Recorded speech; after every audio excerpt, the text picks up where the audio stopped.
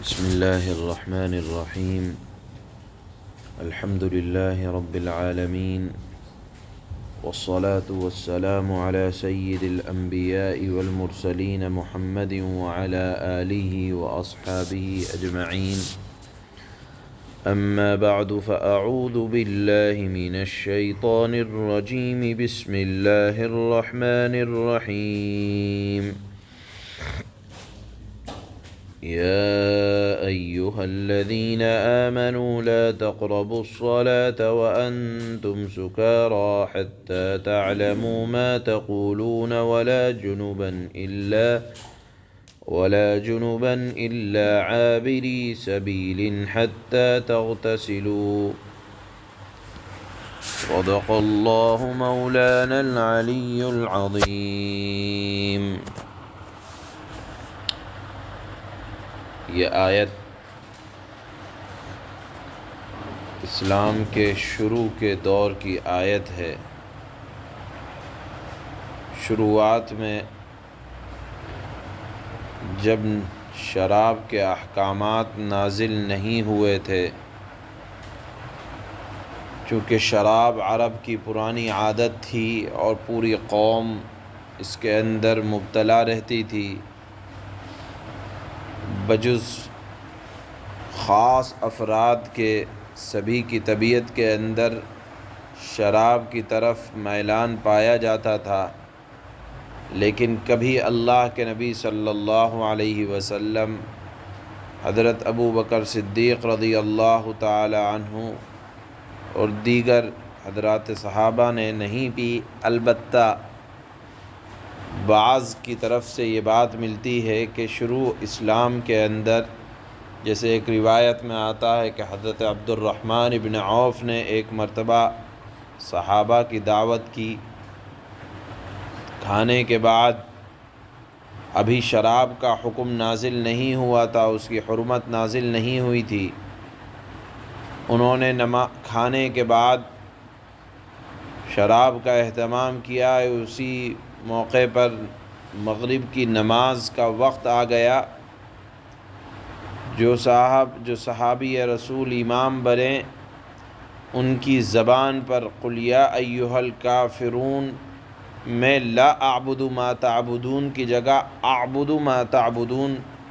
نکل گیا، جس کے یعنی لا چھوٹ گیا، اور بلا ارادہ شرکیہ الفاظ نکل گئے۔ بعد میں تنبیہ ہوئی، شرمندگی ہوئی، اللہ کے نبی صلی اللہ علیہ وسلم کی خدمت میں یہ واقعہ پہنچا، تو آیت یہ نازل ہوئی جو آج ہم پڑھ رہے ہیں، یا ایھا الذین آمنوا لا تقربوا الصلاة وانتم سکارى، کہ اے ایمان والو، نماز کی حالت میں تم نشے میں ہو، ایسی حالت میں نماز نہ پڑھنا۔ واضح رہے کہ اللہ تعالیٰ نے احکامات کے اندر جو چیز عربوں کی گھٹی میں شامل تھی، یعنی پانی سے زیادہ جس کو استعمال کرتے ہوں، تو اس کی حرمت اللہ تعالیٰ نے تدریجاً آہستہ آہستہ نازل فرمائی۔ پہلے تو شراب کی خرابی کو بیان فرمایا کہ دیکھو ایسی چیز ہے کہ اس میں آدمی کی عقل ختم ہو جاتی ہے، اچھا بھلا تندرست آدمی، اس کی عقل ٹھکانے نہیں رہتی۔ پھر فرمایا کہ چونکہ عبادتوں میں سب سے اہم عبادت نماز ہے، جس کے لیے بہت سے شرائط ہے، آداب ہیں، اور نماز کا اہتمام اللہ کے نبی صلی اللہ علیہ وسلم نے اس کی تاکید بہت زیادہ فرمائی۔ لہذا فرمایا کہ جو اتنی اہم عبادت ہے، جو اللہ سے انتہائی قرب کا ذریعہ ہے، تو اگر کوئی شراب اچھی چیز ہوتی تو اس کی حالت میں بھی پینے کی اجازت ہوتی، تو بعد میں یہ حکم نازل ہوا کہ عبادت کی حالت میں نشے میں نہ ہو۔ پھر کچھ دن کے بعد سورہ مائدہ ہی کے اندر اللہ تعالیٰ نے یہ حکم نازل فرما دیا کہ حالت کوئی بھی ہو، نماز کی ہو، بغیر نماز کی ہو، شراب کی حرمت نازل ہو گئی کہ اب آپ یا مسلمان کے لیے حلال نہیں ہے کہ وہ کسی بھی حالت میں نشے کی چیز کو استعمال کرے، اور شراب کے ناپاک اور حرام ہونے کا قطعی فیصلہ آ گیا کہ شراب ایسی ہی گندی چیز ہے جیسے پیشاب گندہ چیز ہے۔ جیسے پیشاب کا ایک قطرہ کپڑے پہ لگ جائے تو کپڑا ناپاک ہو جاتا ہے، شراب کا ایک قطرہ کبھی یہی حکم ہے۔ اور پھر شراب کی حرمت اس طرح اللہ کے نبی صلی اللہ علیہ وسلم نے بیان فرمائی کہ جو پیے پلائے اٹھا کر لائے اس میں مدد کرے، اس کے خریدنے میں مدد کرے، خریدوانے میں مدد کرے، لانے میں مدد کرے، لے جانے میں مدد کرے، ہر اعتبار سے وہ حرام ہیں۔ تو حضرات صحابہ کرام رضوان اللہ تعالی علیہم اجمعین، جن کے یہاں شراب مٹکوں میں رہتی تھی، جب یہ حرمت نازل ہوئی تو مدینہ کی گلیوں میں نالیوں میں شراب اس طرح بہہ رہی تھی جیسے پانی بہہ رہا ہو۔ ان لوگوں نے اللہ کے نبی صلی اللہ علیہ وسلم کی تربیت کا اثر یہ ہوا کہ اسی رات پھر بعد میں شراب کے مٹکوں سے شراب کو بہا دیا، اور اللہ کے نبی صلی اللہ علیہ وسلم نے کہ شراب سے چونکہ محبت تھی، صبح کی شراب الگ، دوپہر کی شراب الگ، رات کی الگ، یعنی الگ الگ نام سے موسوم تھی، تھوڑا پانی ملایا جائے تو الگ، غرض یہ کہ الگ الگ موقعوں سے الگ الگ نام کے ساتھ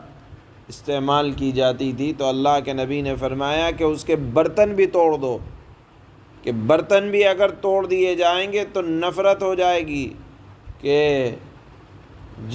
ہمیں جو چیز استعمال کرنی ہی نہیں ہے تو اس کے آلات بھی ہمارے سامنے نہ ہوں، تاکہ کسی درجے میں اس کی محبت ہمارے دل میں نہ رہے۔ برتن بھی حضرات صحابہ نے توڑ دیے۔ یہاں یہ حکم جو آ رہا ہے یہ شروع اسلام کا ہے کہ نشے کی حالت میں نماز نہ پڑھو، بعد میں کلی طور پر نشے کا حکم، نشے کے سلسلے میں حرمت سورہ مائدہ میں اللہ تعالیٰ نے بیان فرمائی ہے۔ یہاں ایک اور بات ارشاد فرمائی کہ دیکھو جب جنابت کے حالت میں ہوں تو اس وقت بھی نماز نہ پڑھنا، الا یہ کہ غسل کر لو، غسل کرنے کے بعد نماز پڑھو۔ ہاں اگر غسل سے کوئی چیز مانع ہے، غسل نہیں کر سکتے، بیماری ہے، عذر ہے، یا پانی موجود نہیں ہے، پانی کا نہ ہونا یہ بھی عذر ہے، تو پھر آیت کے اگلے حصے میں اللہ تعالیٰ نے تیمم کی اجازت دی ہے، اس کا بیان انشاءاللہ کل ہوگا۔ آج کی آیت کے اس حصے میں اللہ تعالیٰ نے شروع اسلام کے اندر جو نماز کی حالت میں نشے کی حالت کرنے سے منع فرمایا تھا اس کا ذکر ہے، لیکن یہ حکم بھی سورہ مائدہ کی آیت سے منسوخ ہو گیا تھا کہ اب آپ مسلمان کے لیے کسی بھی حالت میں نشے میں رہنے کی اجازت نہیں ہے۔ آہستہ آہستہ نشے کی حرمت نازل ہوئی، اس کا ایک حصہ آج کی اس آیت میں تلاوت کیا جا رہا ہے۔ اللہ فرماتے ہیں یا ایہا الذین آمنوا لا تقربوا الصلاة وأنتم سكارى حتى تعلموا ما تقولون ولا جنبا إلا عابري سبيل حتى تغتسلوا۔ اے ایمان والو، جب تم نشے کی حالت میں ہو تو اس وقت نماز کے قریب بھی نہ جانا۔ اس سے معلوم یہ ہوا کہ احکامات کے اندر ایک دم سے حکم نازل نہیں کیا اللہ نے کہ مشکل پڑتا ہاں البتہ پہلے اس کی برائی بیان فرمائی۔ چنانچہ یہاں آیت میں جو اللہ نے فرمایا اس میں اشارہ دیا گیا تھا کہ یہ کوئی اچھی چیز نہیں ہے، اگر اچھی چیز ہوتی تو نماز میں بھی اس کو استعمال کر سکتے تھے۔ البتہ پہلے نماز کی حالت میں اس سے روکا گیا، بعد میں کلی طور پر اس سے منع فرما دیا گیا۔ چنانچہ فرماتے ہیں جب تم نشے کی حالت میں ہو تو اس وقت نماز کے قریب بھی نہ جانا جب تک تم جو کچھ کہہ رہے ہو اسے سمجھنے نہ لگو، یعنی عقل اپنی ٹھکانے پر نہ آ جائے اس وقت تک نماز نہ پڑھنا۔ اور جنابت کی حالت میں بھی نماز نہ پڑھنا جب تک کہ تم غسل نہ کر لو، یعنی نماز جائز نہیں ہے ناپاکی کی حالت میں نماز پڑھنا۔